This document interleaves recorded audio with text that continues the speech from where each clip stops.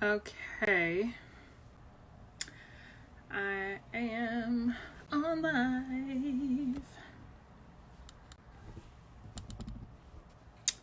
Waiting for Sherra to join me on live.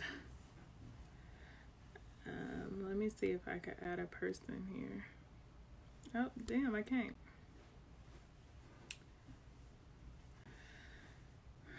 Okay, it is 6 o'clock. We are about to get started. Oh, hey, Justin. This is a Kiki with K. Waiting on Sherra to join us.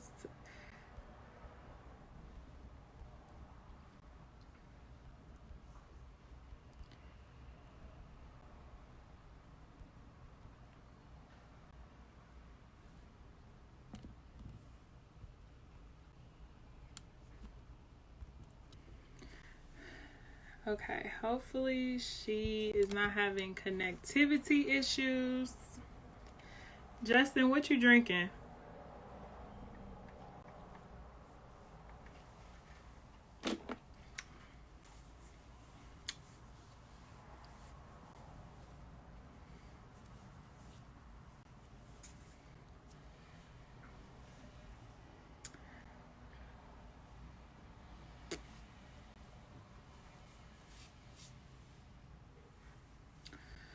Okay. Not water. It's a Monday afternoon, honey. It's time for a cocktail. You need a cocktail.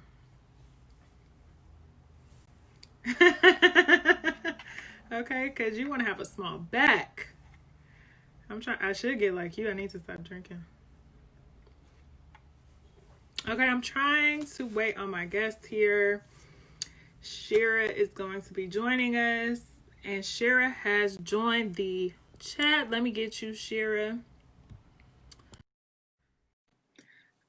Okay, I am waiting for Sherra to accept the request. Uh-oh, she's in the building. Hey, Candace. Hey, Sherra, how are you, girl? I'm doing good. Nice to meet you, actually. No. Okay, we are connecting here on this Kiki. Thank you for joining me. I know Thank you for everybody. having me. Yeah, they're probably watching that versus battle, but it is okay because this will be available on IGTV as well as YouTube, so they can always watch it later. So yes, go ahead and introduce yourself. Let us know who you are. So I am Sherra. I live on the East Coast. I am a so-called influencer and a founder of Girlfriends in the Burbs, which is a women's social organization based in the DC metro area. We have chapters across the country. Pretty much it was founded for us to find friendship in the suburbs for African American women. I started about 4 years ago. We became official 2 years ago, and we are continuing to grow. We just recently went to a virtual platform just based on COVID and everything going on. So no matter where you live in the United States, you can join Girlfriends in the Burbs at www.girlfriendsintheburbs.com. Yes, and I know you guys are doing a book club soon for The Vanishing Half. Yeah, we're doing a book club for that in a week, and you don't have to be a member of our group. So you should join us if you've read it. You don't have to be a member to join. You just got to RSVP on our website. And I just saw that HBO is turning into a movie. Yes, she had 17 bidders, which means she probably came out with a hefty coin and Yes. this HBO one because Yes. I'm like, you had 17 people bidding on your book? Like, girl, what? Yeah. And I think, if I'm not wrong, they said it's been a minute since an African American woman has been like #1 on the New York bestseller or some stat like that she broke. So it's definitely a good book and a good read so far. I gotta just spend Saturday just knocking it out the park, so I'll be ready for the week after next. Absolutely. So, I mean, you are a friendship and relationship expert, so we are going to be getting into all of that, breaking all of that down. But to begin with, why do you think people confuse romantic relationships and platonic relationships? Like, what are the similarities and the differences between the two? I think the biggest thing probably is just the base of friendship. Definitely, if you're in a romantic relationship, you want to have friendship first, and throughout the relationship. And then from a platonic standpoint, particularly with females, um, I think there is clearly a difference between the two, because if you break up with your man in a bad way, you 9 times 10 are not going to talk to him again. While, if you and your girlfriend have a breakup, somewhere down the road, unless it was something really major, you can recircle and that relationship. While with, a romantic relationship, 9 times out of 10, if he did you dirty, you're not going back down that path. So, I mean, I think that's the biggest difference between the two, but in the same sense, it does have similarities in it because you can have a toxic friendship, you can have a toxic relationship. But like I said, the sameness of it is that it's the same of the base that, you, with your man, of course, you want to be able to talk to him, tell him all, the highlights of your life. You want to do things together, outside of, romantic stuff, but, going to events and stuff like that you would normally go to with your girlfriend. But I do think it should be a difference between the fact that you don't want to put all your eggs in one basket. And so while you do want to have a level of friendship with your significant other, I think you also want to have a different type of friendship with your girlfriends or even a male. Because if for some reason, not to say that you are going to break up, but you want to be able to separate the two. Speaking of, like, you tend to circle back with your homegirls or your friends. We saw that play out kind of on this season of HBO's Insecure, and it was a lot of friendship dynamics that played out this season. Yes. Whether they were right or wrong.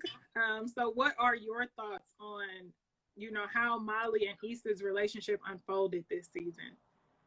It was crazy because it started building up last season, and then just to kind of see it play through, for me, I've gone through a similar breakup kind of sort of to that degree. So it was irking me to watch it because I was the Issa in the friendship and my friend was the Molly.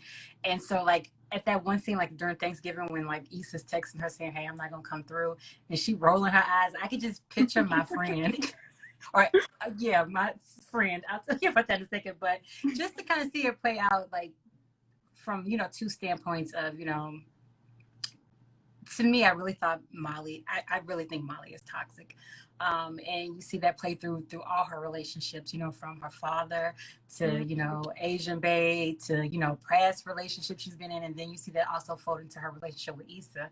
And I heard so many people say that they thought that Issa, was in the wrong and, it was Issa that was, the toxic person. But for me, like I said, maybe because I was in the Issa standpoint, maybe not to that degree, but just for the fact that, there is a point in time in your life, especially like in your 20s, where in your 20s, you tend to be more of giving to your friendships. Once you get to be 30, you tend to kind of, not as much be giving, but you start to kind of grow into your own, whether it's through your relationships with a significant other, or whether it's through work, your friendships shift because your focus is a little bit different, in your 30s and in your 20s. In your 20s, it's more about my girls, hanging out with my girls 24/7. While, when you get towards your 30s, it's more of, family, career, whatever it is that you're focused on. And so that friendship dynamics change. And I think that pretty much was where Issa and Molly was, that, when they were in college or younger, it was a different dynamic than what we end up seeing, play out through there. But I definitely was team Issa on that friendship. And even to the fact of the come back and circle around, that's how I am, I could feel that pain when she told her, "Yeah, we in two different places, and yeah, basically, I don't need this friendship anymore because we're in two different places." But I've been at that place where it's like I said, I'm never going to talk to this person again. But the greatness about friendship is that even though you say you're not going to talk to that person again, you circle back around. Like I said, the difference between a man, like, yeah, you might try it again with some guy and realize, okay, this is why I didn't want to be with him. But with your girl, it's going to just be like, girl, this is what's going on in my life. And we're going to pick up right where we left off and forget all that was said before. How would you navigate that? Like, okay, you fall out with your friend. What's the entry point of getting back? Like, my biggest thing with Molly is I feel like Molly didn't know time and place. Like she didn't know when to talk to Issa about her issues that she had with her, because she always picked the wrong time to talk to her. Like at her event was not the time to tell her that you were not happy with her. You know, even at like we saw her kind of mess up 2 events for her in that one season. Like in the beginning when she was having the mixer, and then again at the actual event. It's like her biggest thing was not knowing time and place. So when you are the like on the receiving end, I guess, as Issa, what is your recommendation of how do you approach those conversations? I think they definitely need to be had at the beginning. You know, because as you see throughout the season, like they had issues clearly from the jump start. They had issues last season, and like if they probably had nipped that in the bud last season, then this season would have been completely different. Definitely, you know, speaking up, saying stuff up front.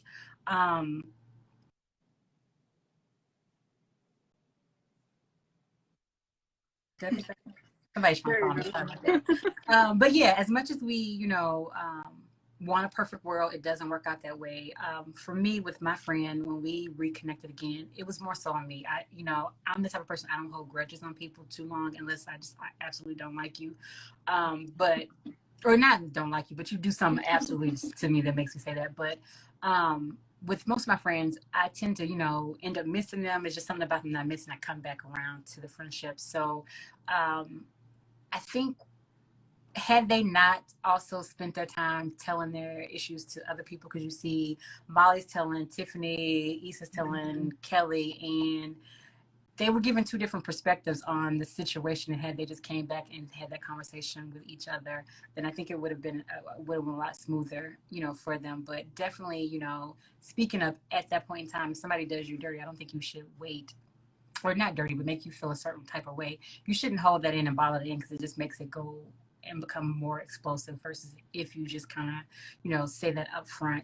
You know, when it happens versus holding on to it. And that was the issue with me and my friend, was that I said something in, I think it was like the spring, and she brought it back up in the fall. And I honestly had even forgot I had even said, you know, what she perceived as me saying something against her. And I think if she had brought that up, we could have, you know, talked through it and, you know, made it a lot easier versus her holding all that frustration in, and then me just being frustrated like Issa with the friendship that, you know, we didn't speak for like 2 years.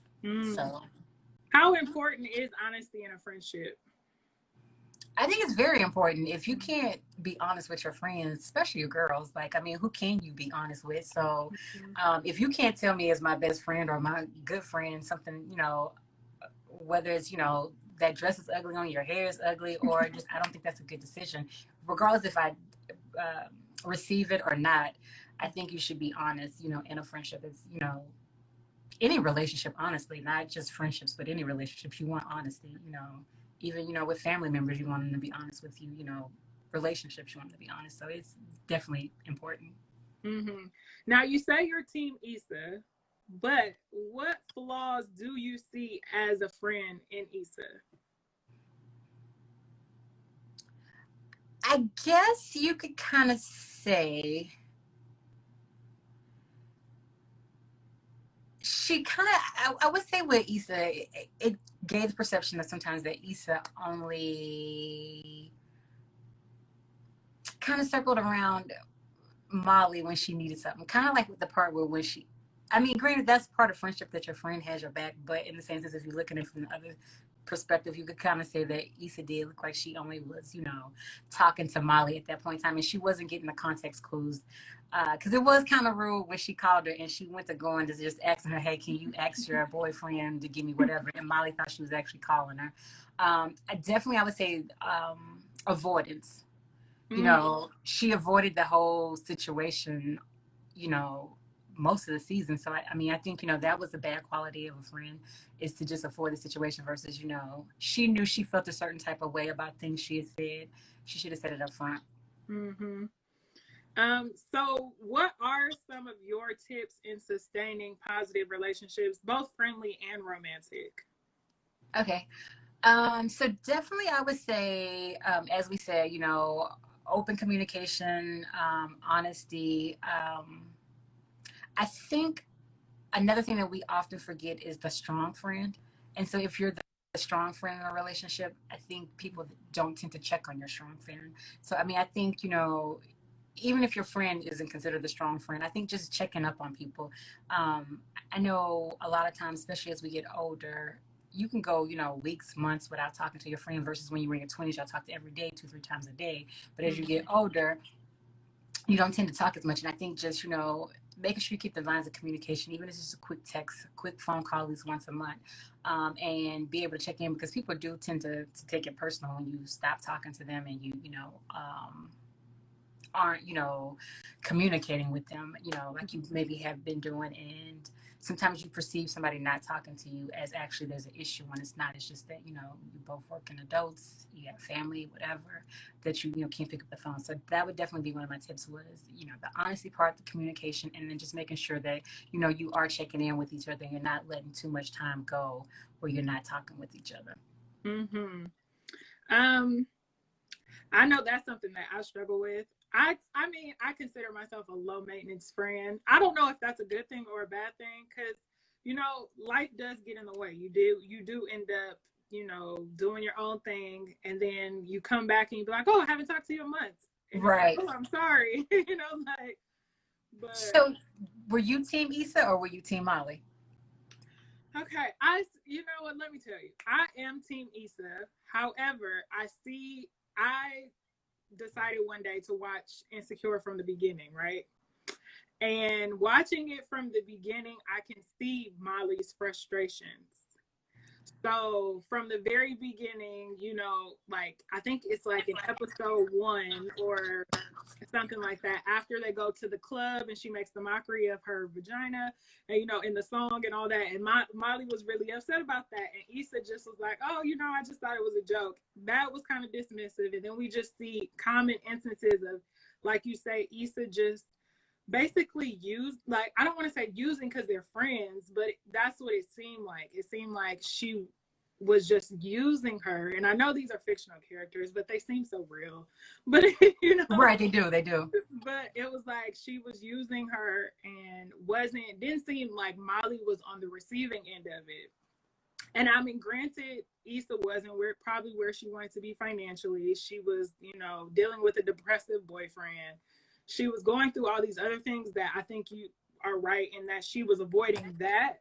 And so she was probably seeking, that refuge in her friendship, but it also was kind of from a using perspective. So when we fast forward to now, it just seems like Molly was just at her frustrations with it, but she also couldn't see the growth in Issa at the same time. And I think that's what plays into them just growing apart and like just growing differently. Because I don't always think it's true, but you do have to hold your friends down to a certain degree to where you see their growth, even if, as they're growing, you see how they're progressing. But I get Molly, but like I said, she doesn't know time and place. She doesn't know when it's appropriate to say how you feel. She is very selfish in that sense of like, girl, let her have her moment and then pull her to the side later, or right. And I think too, I think they were both using each other because I think Molly was using Issa emotionally when it came down to the relationships and stuff that she was in. Like Issa was her go-to person to talk to and kind of dump all her emotions on, while from the standpoint of Issa, not that she was using Molly financially or anything like that, but I just think, like you said, it was a different type of connections, maybe hookups, like, Molly's boyfriend has X, Y, and Z, she can hook me up. Like, so it wasn't like technically a financial standpoint that she was using from, but I do think that Molly also was using Issa emotionally to kind of dump all her, whether it was her talking to, Dro, who was married, to, her current situation.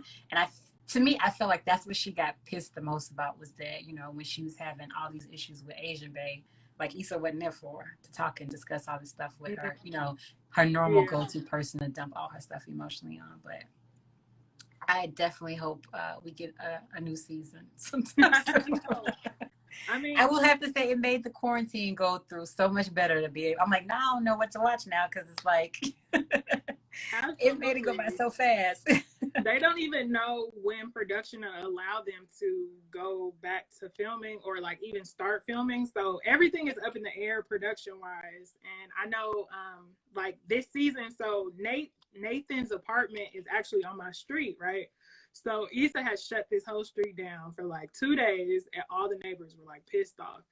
But I know she does a lot of shooting in LA, and because our COVID cases are increasing back up, yeah, I know they're about to start shutting productions for some of these other shows back down. So I'm like, we might not get for like anything. 2023. We already had to wait 2 years for that one season, so it's like, right. I'm like maybe they'll do like the reality shows they're doing, where they're like recording themselves, and like maybe they can do it straight from their phone the whole season, like through Instagram or something like that. But I'm like, it's gonna be crazy that we're gonna have to wait. I'm thinking about like just all TV shows, period, because I'm like, This Is Us, that's my show. I'm like, Girl, we ain't getting no episodes of that soon. I mean, speaking of Issa's like romantic relationships, where do you think she's gonna go with Lawrence? Should she remain friends with Nathan? Like, what do you think is gonna happen there? So the monkey wrench that got thrown into the whole thing, I was really mad about that, because I was excited to finally see like an adult love. Like they talked through it, like the communication part, that one scene with them just breaking down communication, and it kind of speaks also, I was talking mostly about friendship, but the romantic side is being honest and upfront, and like all the stuff that they were saying was just like how they had miscommunication essentially that led her to cheat on him. Had she just been saying stuff up front, had he been saying stuff up front, like they would have avoided all this and they wouldn't even be in their current situation probably. But I hope they do not write in that her and Nathan are together. For me, I just feel like, as Black women, nothing against mental health or anything like that, but why does she have to go from having a good relationship with, what could have been a good relationship with her and Lawrence, or what still could be, even with, his issue, to, having to kind of, be with somebody who basically ghosted her. Like, yeah, I get he ghosted her for the reasons that he gave, but in the same sense, he didn't wait to tell her this until she, said, "Oh, I'm back with my ex." Like, you could have said that, that whole period before she even got with Lawrence. So I hope her and Lawrence can work it out. Like, I know it's kind of toxic. I feel like we've already seen the storyline with the game when Melody and Homegirl had the baby and all that. So I feel like it's the same storyline. That's why I was like, I just wish they had gone a different direction with it. Granted, they could come back and say, something happened. She lied about the pregnancy, something or another to kind of get them out of it. But if they go to the triangle that they had, that they're setting up for it, to me, I feel like that's the same storyline we saw in the game. They could have come better with that. Right. Speaking of dating as a Black woman, how do we navigate this? Black women have it so hard out here. Me being the Black woman, I'm the Black woman that has it hard out here. So me too. It's like, how do we navigate these like rough dating waters? Right now with COVID, or are you just saying before COVID? It's all of it, within all of it.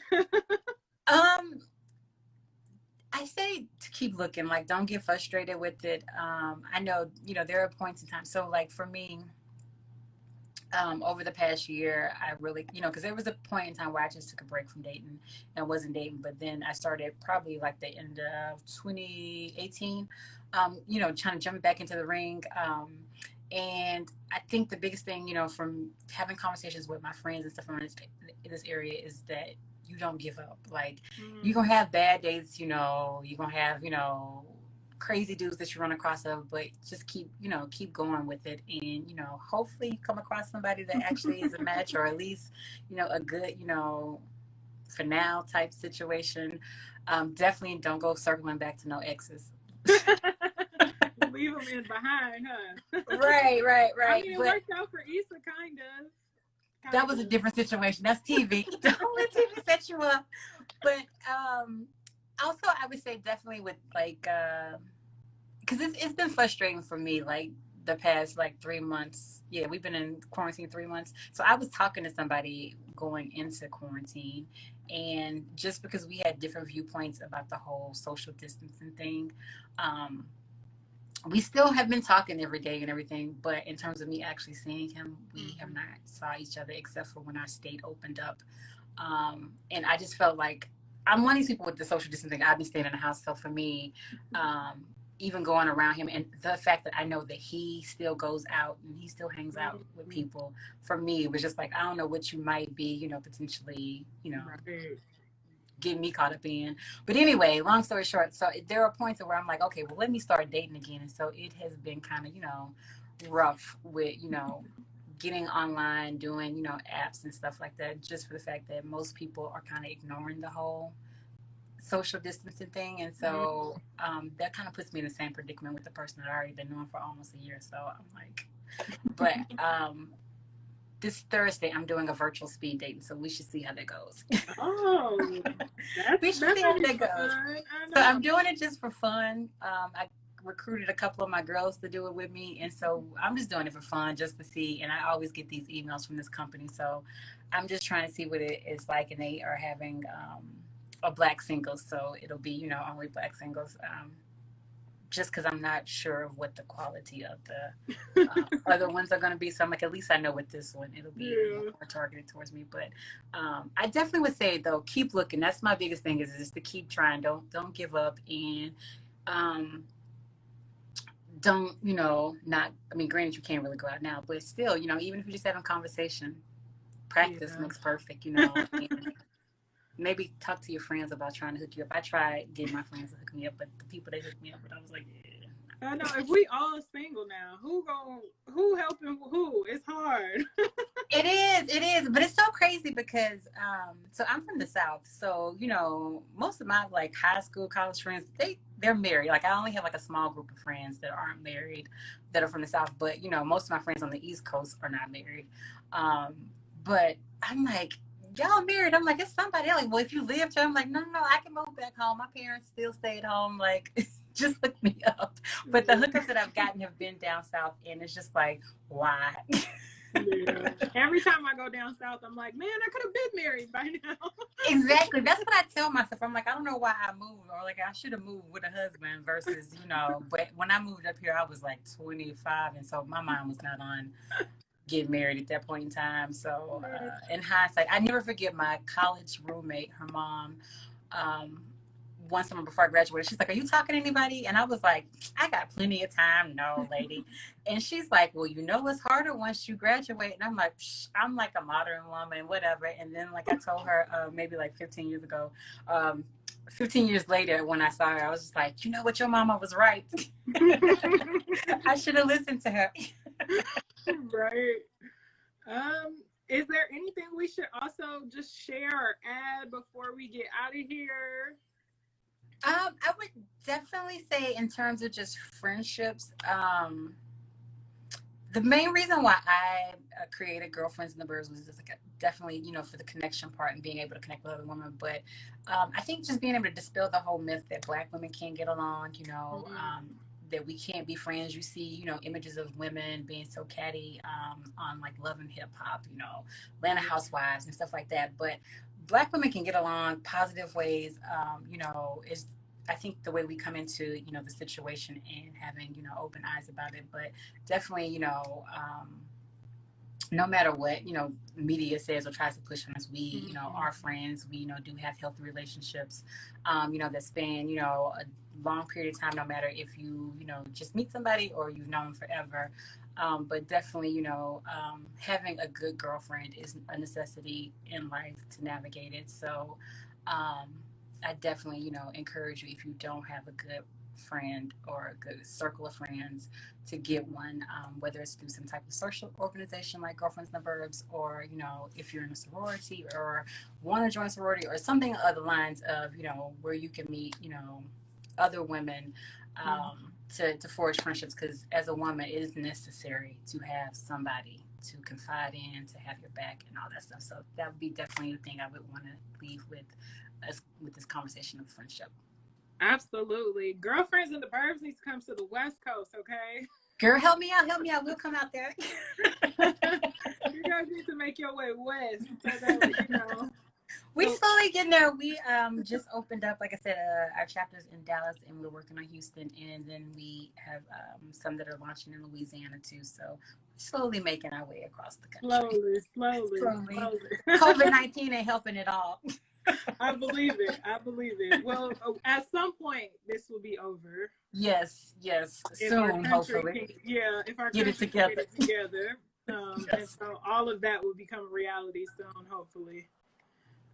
But I would like to thank you for sharing your wealth of knowledge with us today on this Kiki. Cheers to that. Cheers.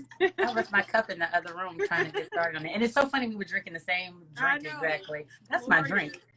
Now, I just found out about that like via Twitter, but like the different flavors and it's got a nice kick to it. I'm like, okay, Gloria, I recommend. Yes, I think they have a mango one that I've been trying to find, and I can't find the mango one. But the mango one is good. It's a little sweet, but it's very good. Yeah, that's what I hear. But the strawberry one is definitely good. And I got the lime. Yeah. The strawberry one is good. And then I don't know if you have an Aldi's. We have them out here. They have I saw they have an imitation one, but I meant to grab it, but I didn't grab it. But I'm gonna try it. But it's just a lime flavor, but it's not the same brand, but it's an imitation one. But their wines are really good, so I wanted to grab that one to test it out. You got to let me know how that goes. I will.